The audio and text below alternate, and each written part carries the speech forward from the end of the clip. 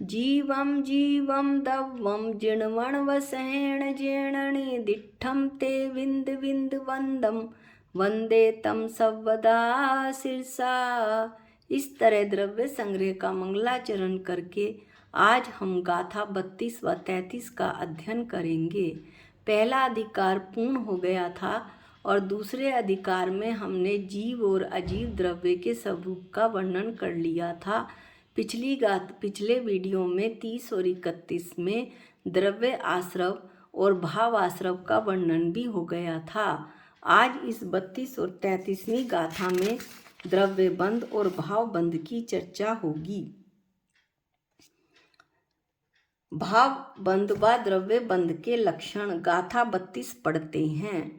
बज्जदि कम्मं जेण दू चेदन भावेण भाव बंध सो भाव बंधो सो कम्माद पदेशाणम अन्नोन पवेशणम इदरो अन्व्यार्थ जेण जिस चेदन भावेण आत्मा के परिणाम से कम्मम बज्जधि कर्म बंधता है सो वह भाव बंधो भाव बंध है। दू और कम्माद पदेशाणम कर्म और आत्म प्रदेशों का अन्नोन पवेशणम परस्पर एकमेक होकर मिल जाना इधरो द्रव्य बंध है, ऐसा आचार्य बता रहे हैं। अब इसे हम सरल भाषा में पढ़ते हैं। आत्मा के जिन मिथ्यात्व आदि राग आदि परिणामों से आत्मा में कर्म बंध होता है वह परिणाम भावबंध कहलाता है और भावबंध के निमित्त से कर्म रूप पुद्गल परमाणुओं का आत्मा के प्रदेशों में दूध और पानी के समान परस्पर एकमेक होकर मिल जाना, जिसे एक क्षेत्र अवघात संबंध भी कहते हैं, द्रव्य बंध कहलाता है। अब एक दृष्टांत दिया जा रहा है कि जो गाड़ी का काम करते हैं उनके कपड़े सफ़ेद होने के बावजूद भी उस गाड़ी की किट्टी में कालापन और चिकनापन ऐसा लग जाता है उसमें कि सफ़ेद कपड़ा तो सफ़ेद नज़र ही नहीं आता और वो काला ही काला नज़र आता है। ऐसे ही आत्मा में कर्म का बंध इतना गहरा इतनी कालिमा के साथ हो गया है कि आत्मा तो कहीं भी नज़र ही नहीं आती। कर्म और कर्म से होने वाले कार्य वही अनुभूति में आते हैं, उन्हीं की फल अनुभूति भी होती है। इसलिए आत्मा से कोई भी परिचित नहीं होता, सब अपरिचित रहते हैं। आत्मा की बात का श्रद्धान भी तभी होगा जब ये जो मिथ्यात्व रूपी बहुत बड़ी किट काली माँ हमारे आत्म प्रदेश के साथ लगी है वह थोड़ी सी हल्की हो, तब आत्मा की बात पर कुछ श्रद्धा आती है कि मैं आत्मा हूँ, मैं चेतन भगवान आत्मा हूँ, इसके अलावा मैं विश्व में कुछ भी नहीं हूँ। इस पर श्रद्धा भी तभी हो पाएगी जब जो पहला कारण जैसे अभी आचार्य बता रहे हैं कि गाथा 30 में है कि मिथ्यात्व जब यह हल्का होगा तभी आत्मा की बात भी और आत्मा पर श्रद्धा समझ आएगी। इसी का जोर रहता है कि जो तो कुछ भी समझ नहीं आता, मिथ्यात्व का जोर रहता है तो कुछ भी समझ नहीं आता। इसलिए यह जो ज्ञान होता है आत्मा की श्रद्धा का वो तत्व का ज्ञान कहलाता है। 7 तत्वों को जानने का नाम तत्व ज्ञान है। 7 तत्वों में से अपने आत्म द्रव्य को पहचान लेना, श्रद्धा कर लेना वो तत्व ज्ञान है। इनको जानने से हमें यह ज्ञात होने लगता है कि हमारी आत्मा किस तरह कर्मों से बंधा हुआ है और कितने प्रकार के कर्म प्रत्येक समय आत्मा में बंध को प्राप्त हो रहे हैं। यह सब हमारे भावों के कारण से ही होता है और जब बंद होता है तो उसमें भी कुछ विशेषताएं होती हैं। ऐसा अगली गाथा 33 में बताया जाएगा। अब यहाँ पर एक प्रश्न शिष्य उठाता है कि आमूर्तिक से आकामूर्तिक से बंध कैसे हो गया। आत्मा तो आमूर्तिक है, कर्म मूर्तिक हैं, तो उनका आपस में बंध कैसे हो गया? न्याय की दृष्टि से यह सही नहीं। परंतु आचार्य कहते हैं कि आत्मा अमूर्तिक है। संसारी अवस्था में अनादिकाल से कर्म बंधन से बनने के कारण कथंचित यानी किसी अपेक्षा से मूर्तिक जैसी हो रही है, और मूर्तिक होने के कारण उसका मूर्तिक कर्मों से बंध हो जाता है।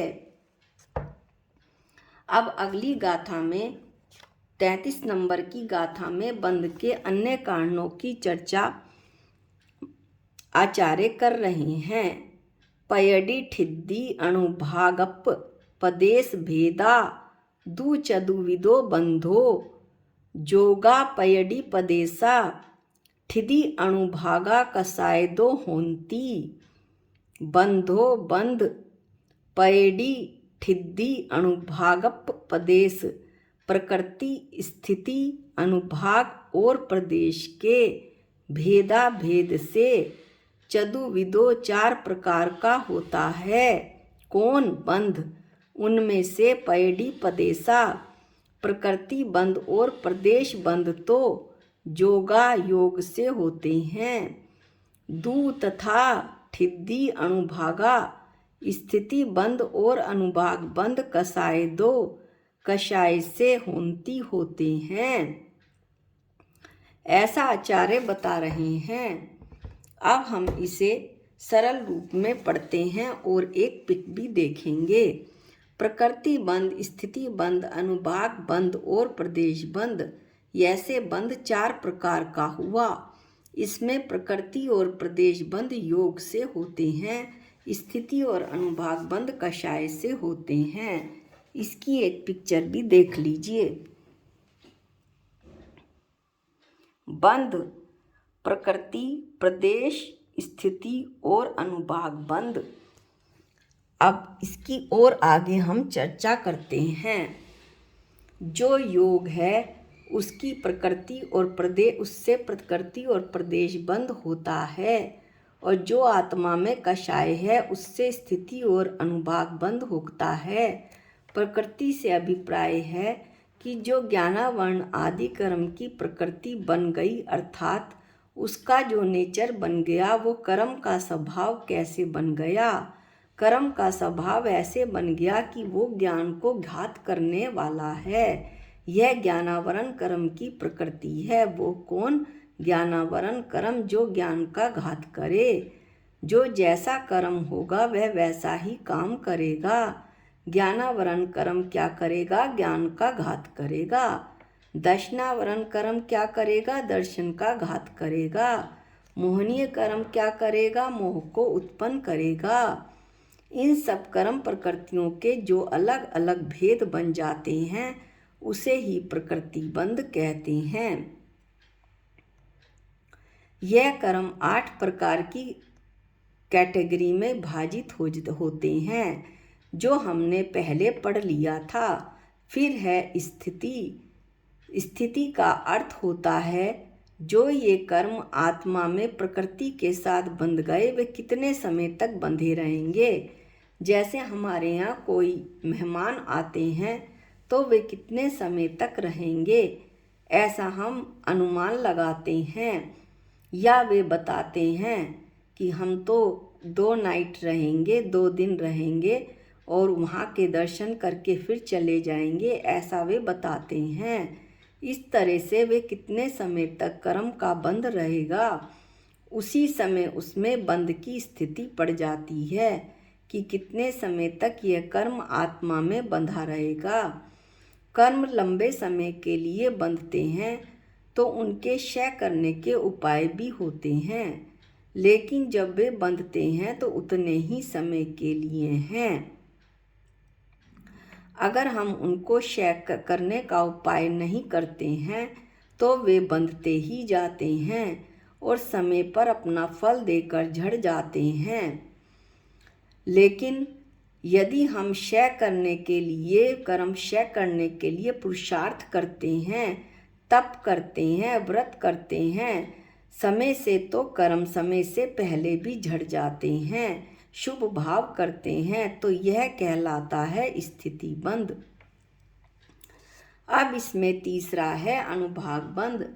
अनुभाग का अभिप्राय है उस कर्म में जितना फल देने की क्षमता है, अच्छा है या बुरा फल, उसकी स्वयं की एक क्षमता है, उसको अनुभाग कहते हैं। अर्थात जो कर्म बंधा है वह आपको किस रूप में रोक रहा है। जैसे आवरण है तो उस आवरण में कितनी ताकत है ज्ञानावरणी कर्म के आवरण में कि वह आपके ज्ञान को प्रकट नहीं होने दे रहा। उस कर्म की जो वास्तविक शक्ति है उसे अनुभाग बंध कहते हैं। कर्म शुभ और अशुभ दोनों होते हैं। कर्म में जिस प्रकार के परिणामों की शक्ति पड़ेगी उसके अनुसार ही आत्मा को फल की प्राप्ति होगी। कर्म की जो शक्ति आत्मा अनुभव करती है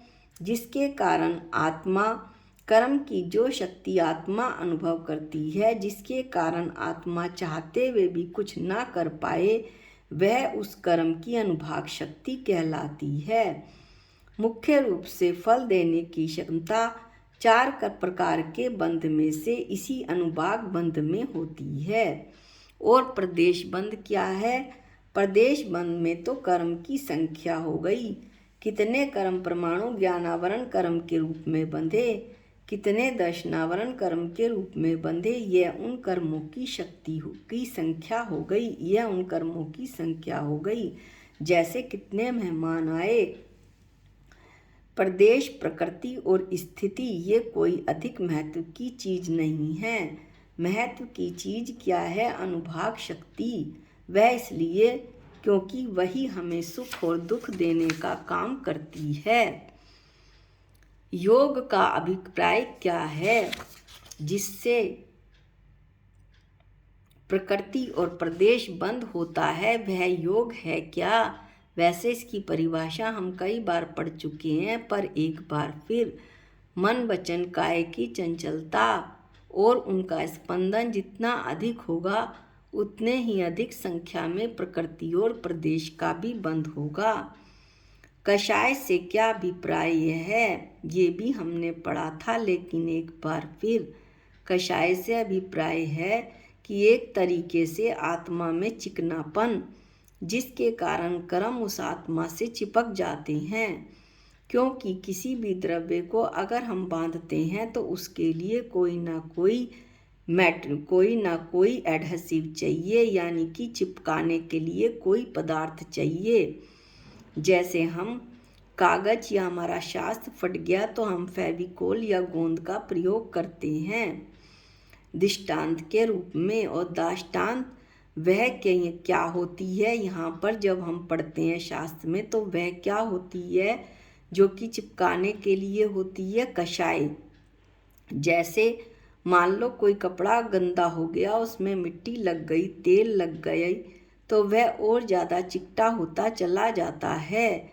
ये कषाय जितनी अधिक होंगी उतना ही आत्मा में कर्मों का चिकटापन बंधता चला जाएगा, चिकनापन बंधता चला जाएगा और उतना ही आत्मा में कर्म चिपकते चले जाएंगे। ऐसा आचार्य बता रहे हैं। वस्तुतः इन 4 जो बंध हैं, प्रकृति, प्रदेश, स्थिति और अनुभाग बंध, उसमें अनुभाग बंध ही हमारी आत्मा की शक्ति को रोकता है, क्योंकि कर्म शक्ति अनुभाग बंध से ही पड़ती है। और वह किससे होता है? ये कर्म शक्ति पड़ने का कार्य वह हमारी आत्मा के कषाय परिणामों के कारण होता है, राग देश के कारण होता है। जितना कषाय भाव अधिक होगा उतना ही कर्म बंध भी अधिक होगा। इसलिए कहा जाता है कि कर्म को हल्का करने के लिए कषाय कम करो, परिणामों को निर्मल रखो, समता का भाव धारण करो। निर्मल का अर्थ है मल से रहित, चिकनाहट से रहित, कर्म मल से रहित अपने परिणामों को बनाओ और उसी में हमारी भलाई है, ऐसा आचार्य बता रहे हैं। आज के जो हमने गाथा पढ़ी वो 32 और 33 गाथा पढ़ी। अगले वीडियो में हम संवर तत्व का वर्णन करेंगे। आज के लिए इतना ही। निज निधि निज में बताई, ये अनंत उपकार है। इसके लिए जिन वाणी माँ को वंदनानंत बार है, वंदनानंत बार है। सबको जय जिनेंद्र।